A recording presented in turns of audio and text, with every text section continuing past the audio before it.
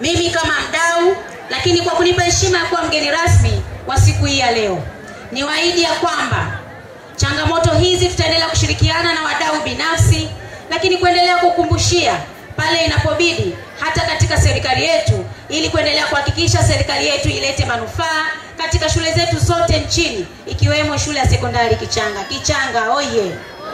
Kichanga safi! Lakini kwa sababu ya umuhimu mkubwa ambao tumeendelea kuuona siku hii ya leo, niwatie moyo vijana wote ambao mnaenda kuhitimu elimu yenu ya sekondari. Baada ya kumaliza mtihani wenu, tunatarajia mtarudi nyumbani. Wapo ambao watapata bahati au nafasi ya kujiunga na kidato cha 5 na cha 6. Lakini wapo ambao wataendelea na elimu ya vyuo.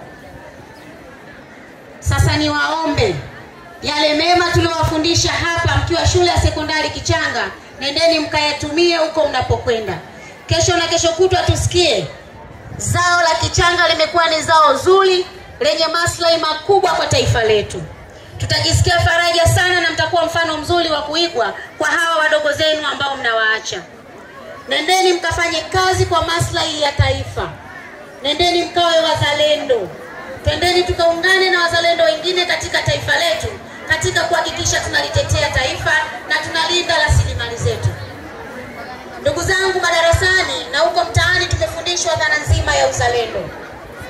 Uzalendo ni kulipenda taifa letu kwa moyo wote na kuwa tayari kwa lolote katika kuhakikisha taifa letu linaendelea kupiga hatua.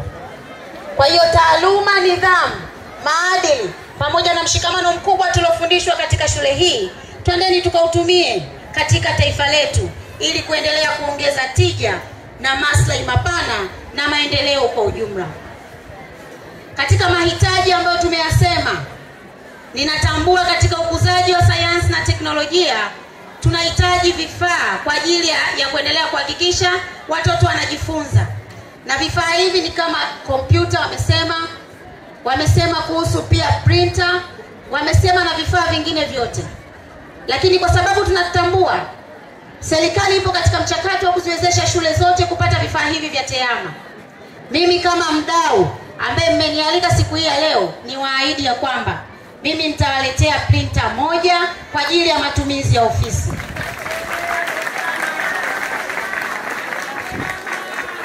Printer hii nitakayowaletea, ninawaomba kwa sababu najua mnafanya mitihani mingi ya majaribio.